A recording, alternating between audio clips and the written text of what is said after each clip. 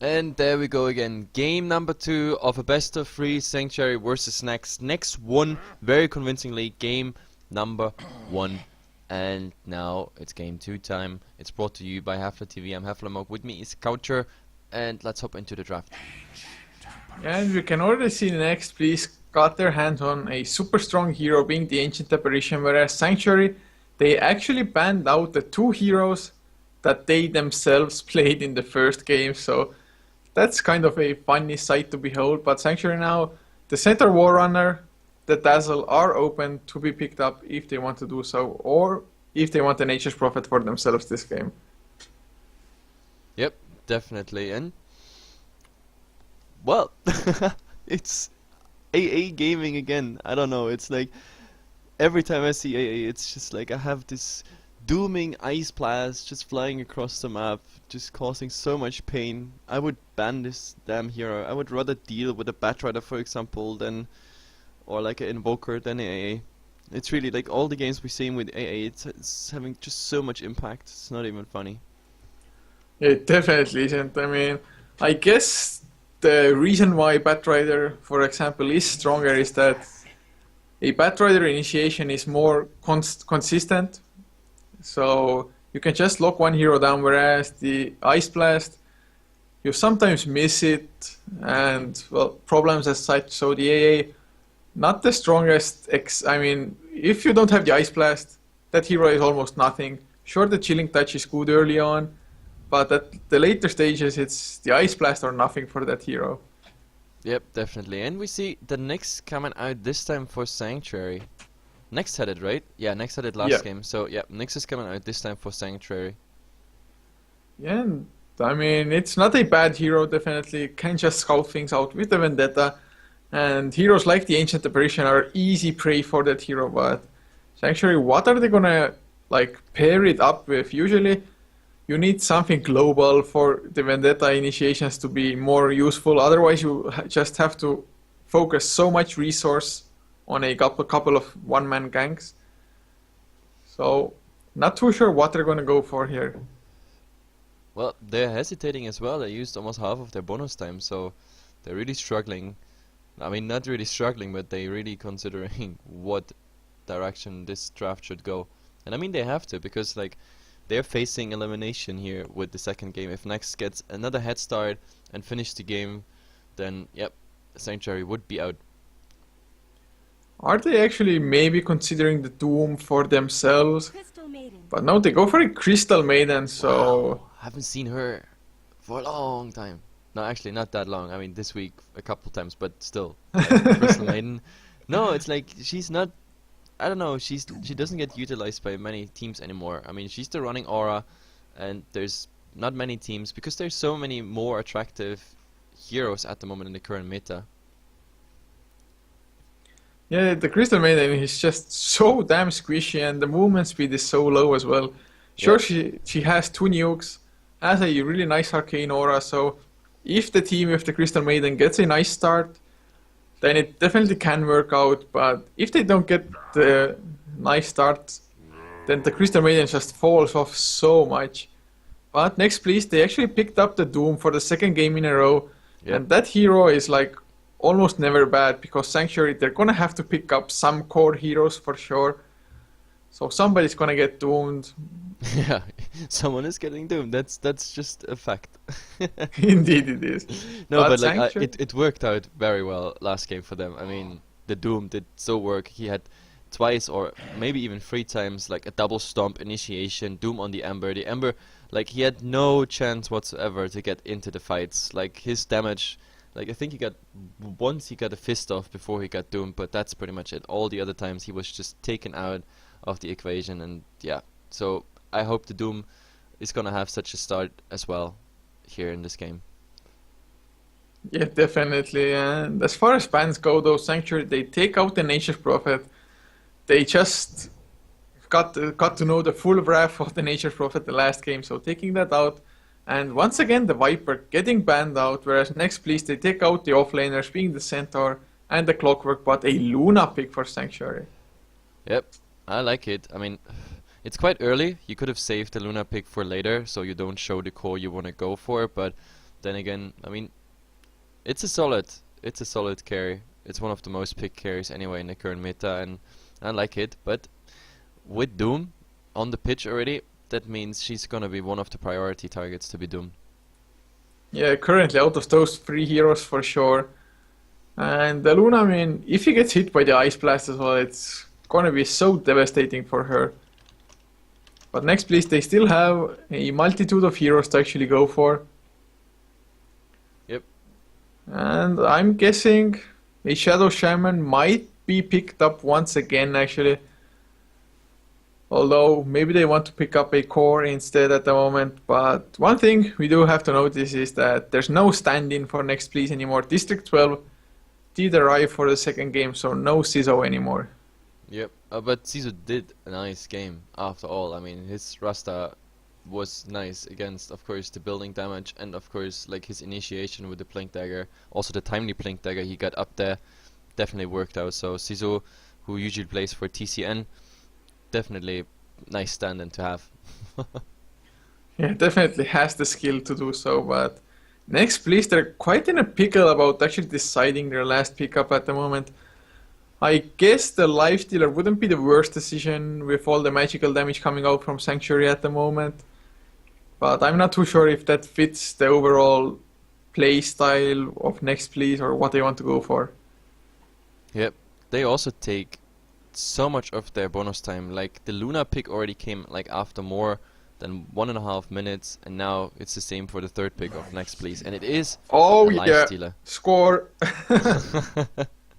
I mean, it just makes sense. It's good against the Spike Carapace. You don't get stunned by the Impale. Crystal Maiden is all about magical damage, and you don't care about the Eclipse either. You can just tank it up, open wounds, and munch through the Luna. Yeah, definitely. Like the Lifestealer, like it. The only thing, it would be cool if there's some sort of vehicle for him to infest bomb with.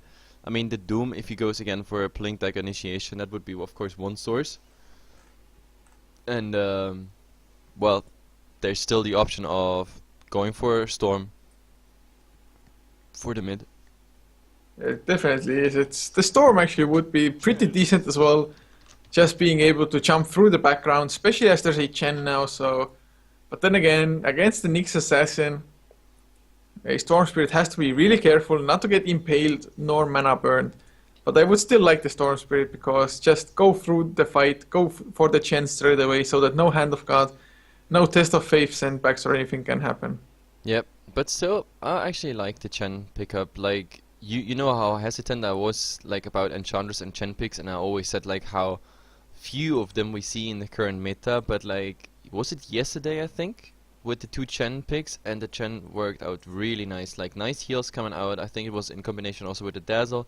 The early tower push coming out, the auras giving all the time by the creeps, and he has some nice micro skills. Like, I don't know who's gonna play it now for Sanctuary, but like, a Chen definitely early game can make a difference. Then again, it's also kinda tricky because the Lifestealer, he will take out a Chen creep anytime, so will the Doom. It's you know, it's kinda tricky to play a Chen against these two heroes, because there's one infest going instantly away if you want to. Also in a team fight that is not around creeps, usually Lifestealer has nothing to escape into, but like if there are still residual Chen creeps, he actually gets quite some healing plus the additional damage out just for the fact that there are creeps around from the Chen. And we see a Tight Hunter. Yeah, Tidehunter. I mean, Tidehunter. I loved the era where Tidehunter was played like all the time. Yep. That hero is where just teams so existed, awesome. where teams existed with the name No Tight Hunter. Yeah. I mean, that's just how strong they were. But that hero, I mean, he's still so damn strong. That ultimate is just gonna wreck apart the Crystal Maiden, but the Magnus as well. So It's a mass Magnus. ultimates, but apart from like maybe the Impale to follow up, Sanctuary, they don't have like the most massive wombo combo with the reverse polarity. Yeah, no, the problem is, I mean, the reverse polarity is a cool thing, but then again, if the Tight Hunter stays outside, for example, then your reverse polarity won't do anything. The people will be out of it before you can, like, for example, skewer them. The upside is, well, the Luna Claves and the Impale, that will definitely do quite some AoE damage, plus, of course, the Chen creeps, possible Thunderclaps, whatsoever. what am I saying? Tidehunter, Magnus, and Enigma. Super Wombo Combo Ultimates coming out. Oh, this is gonna be a fun game. Jesus Christ, this is gonna be a fun game. Well, Enigma should have a pretty easy time actually. If the Tidehunter gets the early blink, he goes in with the Ravage, followed up by the Black Hole of the Enigma, which should be quite easy to land after the Ravage. And then suddenly Ice Blast on top of it all, and GG fight. Let's go for the next one. Yeah. Anyway, let's go for a fast team introduction again. I take again those guys who have just horrible names. We have Tick. He renamed himself this time, but he's muted as well. Then we have Wood, muted as well on the Luna. Snith is, wow, this time with a proper name and a nice set there as well. He's playing the Chen. In mid we have Real Toxie, the captain of Sanctuary. And last but not least, Professor Dr. Martin, the doctor you should trust. What a name, man. It makes me smile every time. Yeah, like it reminds me of some soap or whatever. Yeah. Well, anyway, for next, please, on the Radiant side, Red Light will be heading up towards the bottom lane on the Lifestealer, with Kiana once again playing the Doombringer, leaving District 12 to support on the Ancient Apparition with Illusionist, on the Enigma, who potentially, well, probably going into the jungle, and Da on the Tidehunter for the offlane. Yep. And your erratic introduction of the team, I could barely follow with the camera. Like you do it so randomly. Well, at the moment, I introduced first the bottom lane, and then just whoever came first. No, you went from the bottom lane to the mid, back to the bottom, back to top, and then. No, it wasn't back to the base. bottom because I introduced Red Light as well as. Oh, or maybe I didn't introduce District 12 first. Who knows, man? I sometimes do it per lane, but usually just randomly. No, I actually think after all this time casting, I think you do that on purpose, like just going for erratic introduction, so I can't follow with the camera at all. But anyway, we have to talk about the wards pretty fast. There's already a sentry ward coming out, which is pretty interesting because there's no observer place whatsoever. Traditional observer coming out here for the top rune, and so far, yep, and there's the other dire ward giving vision into whatever is coming from the side, so Nyx Assassin is feeling safe. Well, he should as well, but Tidehunter taking a lot of damage already. Crystal Nova plus just some right clicks. Has to chew through some tangos. He went for the Kraken Shell to begin with. It doesn't stack with the Stout Shield, but then again, when the Stout Shield doesn't proc, the Kraken Shell will be there, as well as of course having the damage threshold as well. Should be decent enough, but that's going to be a really early push with the Satyr Tormentor of the Chen being present. Yep, definitely. Like, the Tidehunter has to chew through a lot of regeneration here. So I guess it's not the worst thing, but Sanctuary, this early push is way too early. I mean, Luna hasn't even hit level 2 yet, and the Satyr just gonna go down. Chen, in the meantime, he was pulling the lane at least, but it's not a double pull, which actually might be on purpose. If they want to go for the push, then a double creeper will definitely help. And they have the Centaur now. That means, like, if they... Well... Frostbite is already spacked. Crystal Nova Frostbite combination into a Centaur, and they immediately smoke up and probably head towards mid, I guess. And Doom... Well, the good thing is Doom got the right creep, to be honest. Like, Doom is starting with 0 armor whatsoever. He's so squishy at level 1 and 2. At level 3 I think he gets the first base armor. So, but he ate, or he devoured. Ate? Well, devour, it's pretty much the same. Oh, they're going in! Crystal Maiden Easter, Crystal Nova to start with the slow. Frostbite not used yet, and... Oh, he didn't have mana for it. Wow. Not enough mana for it. Big mistake there. At least they're diverting the creeps for Luna to just get some damage on the tower, but... Still really unfortunate, and that was misplanning there. He should have used the clarity beforehand. Yep, so definitely. first blood missed, or a potential first blood. It wasn't even sure because the Luna wasn't in range anyway. But still, the Tidehunter just not being happy on this lane. Like, there's so much experience he's just not in range for. I mean, he's level 3, it's kinda okay. But still, that tower is going down. So we see a tower falling before even the first blood. And Luna gets it as well. The one who needs it the most. The start is really good, but then again, the Lifestealer is ahead in farm, although I'm not sure if he's going for a Midas, but I really think against a Chen, just going for a Midas is so damn good.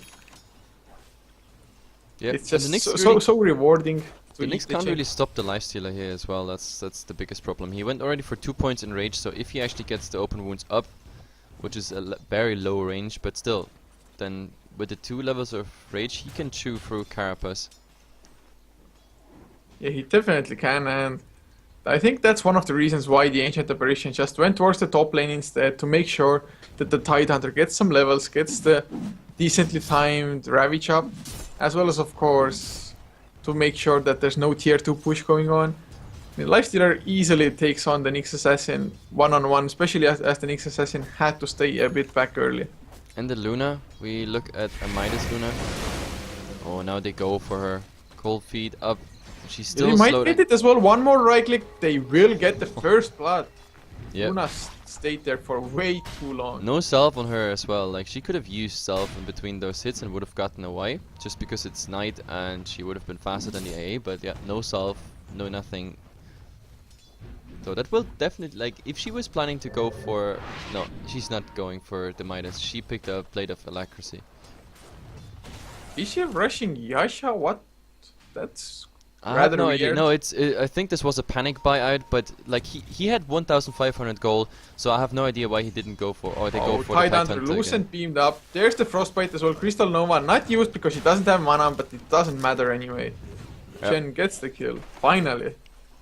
No, but I think this was a panic buy, but like I don't understand, because if he had 1,500 gold, he could have gone for, I don't know, the Gloves of Haste plus Blade of Alacrity, so that he would have had like, I don't know, 20 gold left whatsoever, and then nothing lost.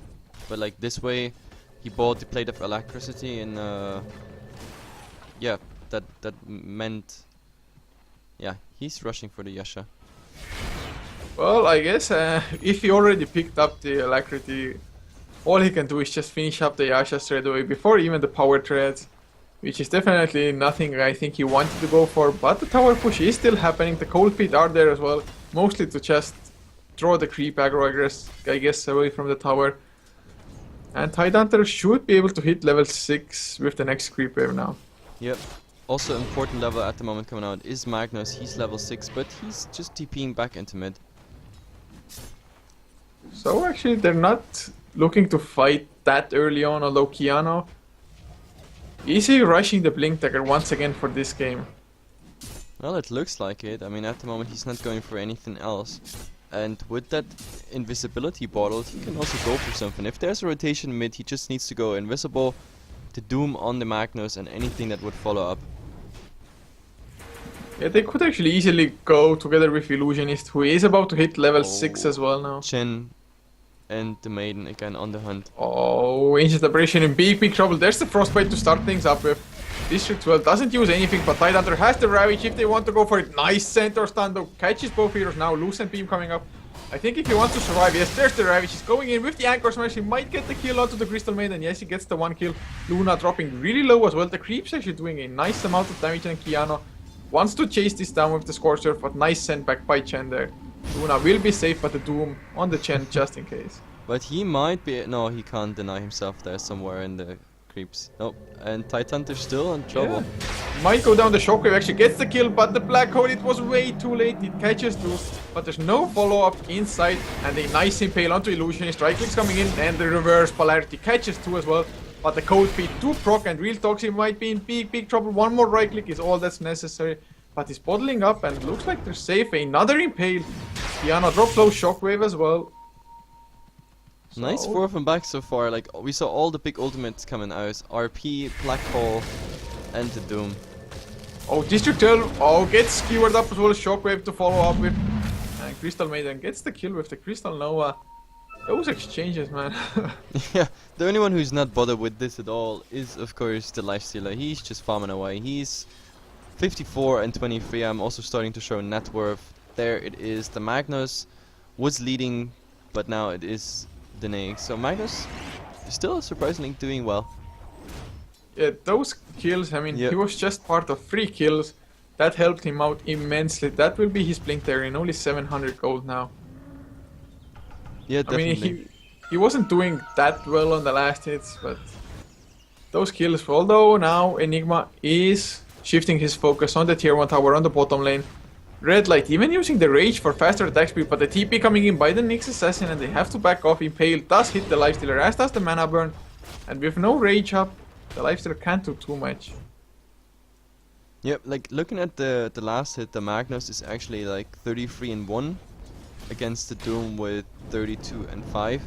So last hit wise he would not have been in lead, but yeah, the kills he got there definitely helping. And now Nyx. Oh Vendetta. yeah, they might get the Enigma. Crystal Nova to slow down. Vendetta hit Impale as well. Easy kill on the Enigma. Lifestealer uses the open wounds, but he doesn't have mana for the Rage now. But nice Doom onto real Magnus. Real Toxic on the Magnus. What the hell am I saying? Infest damage. Gets the kill onto the Nyx Assassin, and now District 12 coming in for the kill on the Crystal Maiden as well. One more right click and double kill for the Lifestealer. Oh, and the Doom Magnus now also in trouble. Oh There's yeah, the Ravage. Ravage just got used, a nice skewer, but he drags Tidehunter with him, but Tidehunter no mana to follow up with. Yeah, it's too bad. If the Tidehunter just would have gotten a bit more farm on his lane whatsoever, like for, I don't know, anything, a bottle, maybe the stick complete, or I don't know what he even wants to go for, like a medallion. We see sometimes medallion coming out, like a soul ring would have been nice. Anything to like provide him with permanent mana, that would have been decent. But yeah, this way he was out of mana, no way to get the Magnus kill. Yeah, and actually there's a Midas now picked up on Lifestealer as well, so say goodbye to the Chain Creeps, and of course lots of farm coming the way of Red Light. He is the leader in net worth anyway, even before the hand of Midas, but they somewhat need to carry on the momentum, even though in the late game with the Doom, with the Black Hole and the Ravage, they still have so much, because Sanctuary, they only have a single core hero who can actually carry the late game. Yep, no, I definitely like this equation. Like they have, like if you look at the ultimates, it's actually sick if they get it into play.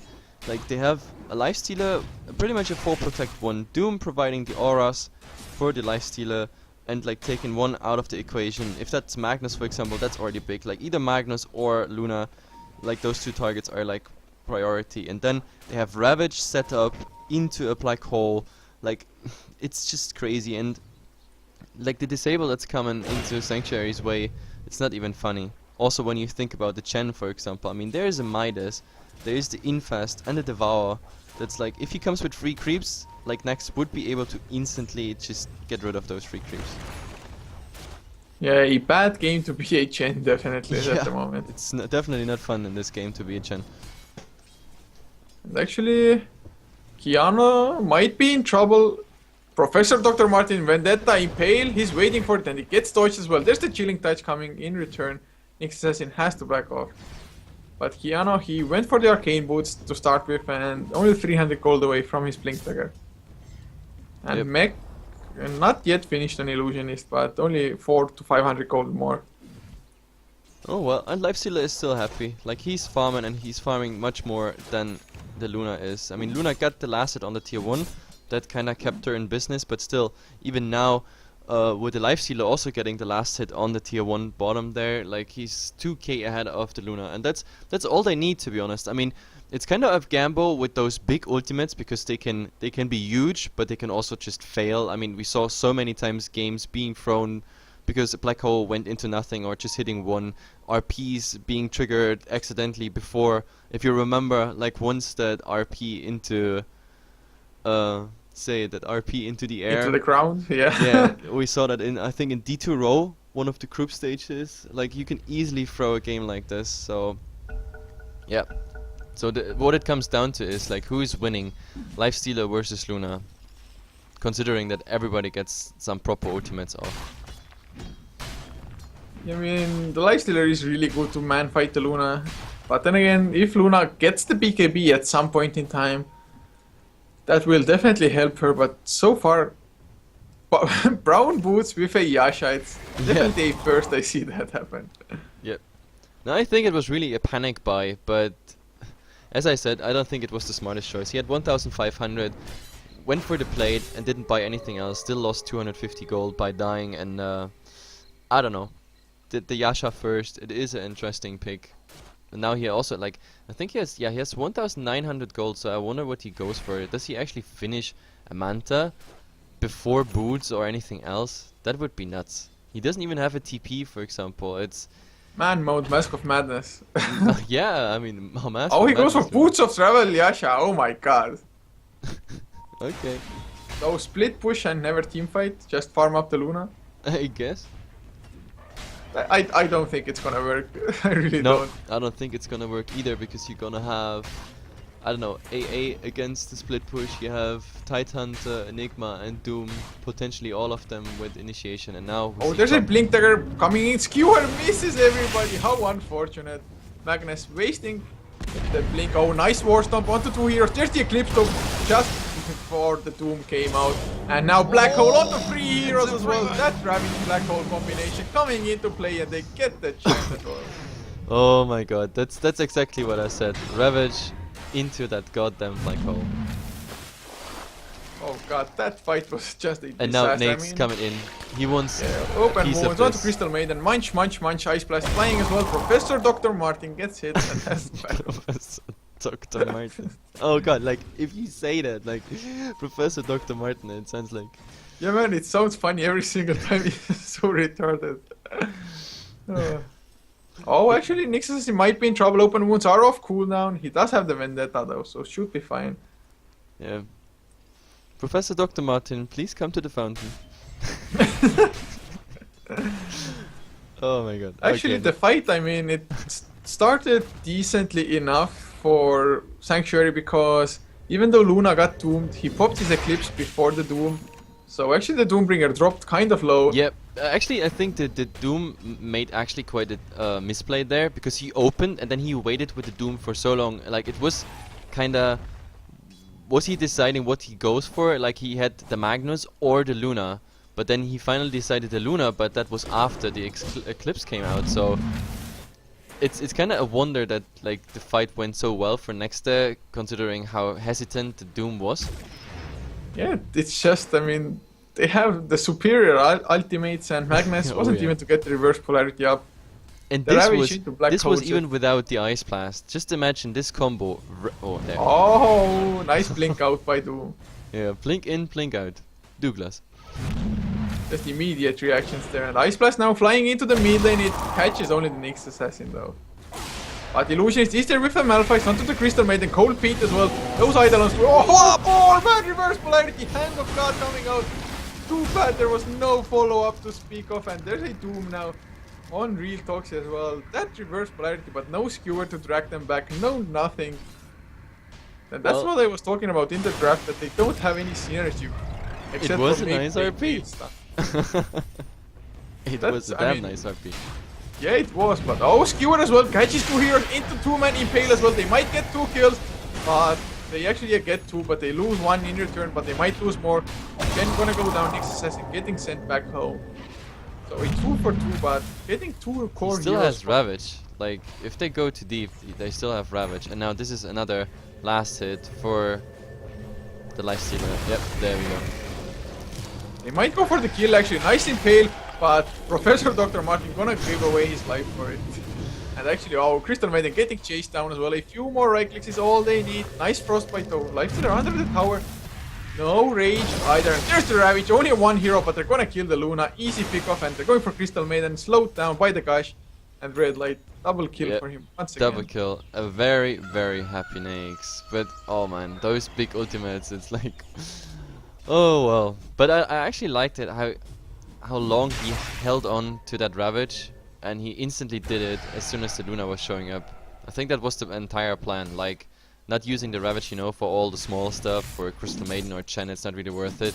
They wanted to wait till the Luna comes, and then ba-bam, she just TPs in and gets the Ravage directly on top of her there. Yeah, she's just so damn squishy. 720 HP is all she has to work with. Oh, this item build way too greedy and way too weird for it to work properly. Yeah, I don't see this working out at all. Where It did looks that like ice blast fly? Got no clue. There was just the ice blast flying by my screen, but I didn't see where the rest went. But yeah, I guess it was just split push somewhere bottom or so.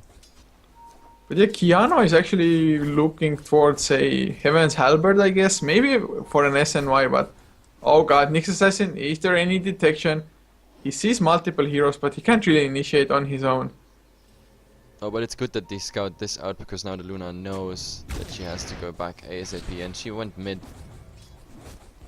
By the way, that's a Blink Dagger now on the Tidehunter as well. Yeah, this is gonna be evil. Like, and Enigma actually, that's the nice thing. With the Tidehunter in the team, you don't need a Blink Dagger on the Enigma, because the Ravage comes out, and then you just take whatever is nicely in range. So I really like that. And she's going for he or she, like usually viewers say like, oh, Enigma's not a she, but I don't know, for some reason it's a she. Anyway, so Enigma, he is going for, or it is going for a BKB instead. Yeah, I think it is probably right, but man, he definitely looks male, man. How can he be a she? It's like from the movie Watchmen, is it? I don't know, it's just the name Enigma, it's like, it sounds so female-ish. Female-ish, what a Female-ish. word. Yeah, no, come on. Feminine, man.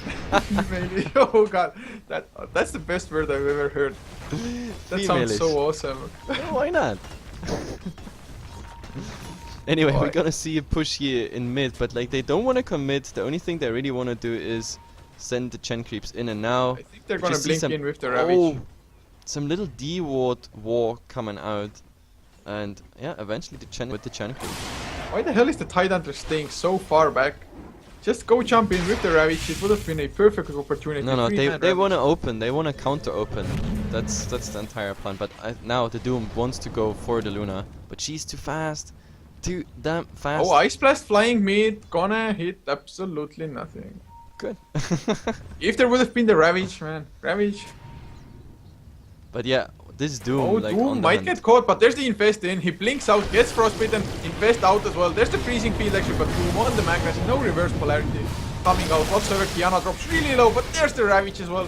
3 heroes are gonna go down, as there was a buyback by Real Talks. He wants to go in. Can he get the reverse polarity? He gets the kill on Doom at least, and maybe back off with the skewer over the river, but 3 heroes down and Lifestealer kills off the Chen as well, monster kill, with a triple kill on top. So I guess the buyback was sort of worth it, and the Luna, she's like, she's not concerned with all of this. Like, I don't know, she needs a BKB over a Manta completely, so I don't really understand. If she had a BKB, she could fight. Yeah, I mean, the BKB definitely is a 100% must item for her. In this game, yeah, for sure. Just that item decision by her overall. She can't even split push without the fear of dying if he doesn't have the BKB. Sure, even if he does have the BKB, there's now the Basher up on the Lifestealer, as well as the Black Hole can still stop her, I guess, but... No, that wouldn't be really worth to use it, but no, the fact is, like, she's rushing the Manta, but now it's 20 minutes in, it's like her first item choice, like, with that little sidestep of the BOTs, but so far the BOTs didn't turn out to be of any value, except for, like, swapping nicely around between the lanes without paying 135 gold, but that's pretty much all she got out of it. Oh well, and maybe the movement speed, which is quite nice in the BOTs, but I don't know, it's just, the Luna just doesn't work out. It's 19 and 10, the Naix is just getting so much farm, and the Luna is so far behind. We look at, I don't know, 6k, yeah, 6k, almost exactly 6k behind the Lifestealer. She should want to go in. Oh, they find the Crystal Maiden, easy pop-up with the Infest. Oh well. Just like last game, the Doom initiation into Stomp, and then this time there's even the Naix to follow up. It's just way too much for them to handle. They even kill off the Chain Creep, who was trying to be annoying, but oh, Magnus from the side catches 2 heroes with the reverse polarity, skewer as well, but there's the Ice Blast. Black Hole is there, catching only 2, gets it cancelled immediately, but still 4 heroes down. What a disaster of a fight. Once again, it was so messy, so flashy as well, but Chen gonna fall down and complete annihilation. This was without Ravage. This was just without Ravage. Like, Sanctuary just does not find in this game. Like, Luna, the first time she shows up, the Manta was even used, but like instantly died to whatever collateral damage there is, and I don't know, if she had a BKB, the Eclipse would at least do something, but yeah. Now Crystal Maiden down as well, make that entire team wipe +1, and there is the GG well played being called out. Celebratory Ravage. Yeah, let's celebrate it with a random Ravage. No, but Really nice played by Next there, like stacking the ultimates. Like we only saw one decent RP and that was without a follow-up. Like Sanctuary just not finding into that game. Absolutely not. Anyway, that means guys, the second best of 3 for the Star Ladder quarterfinals is done. And the next one is coming at 16, that means in 40 minutes. So I'm gonna leave the stream online. And the teams that meet is SFC versus ROTK. 16 CET. So stay tuned there, guys. We have just a small break and then we come back. We are called Hefla TV. I'm Heflamoke and with me is Coucher.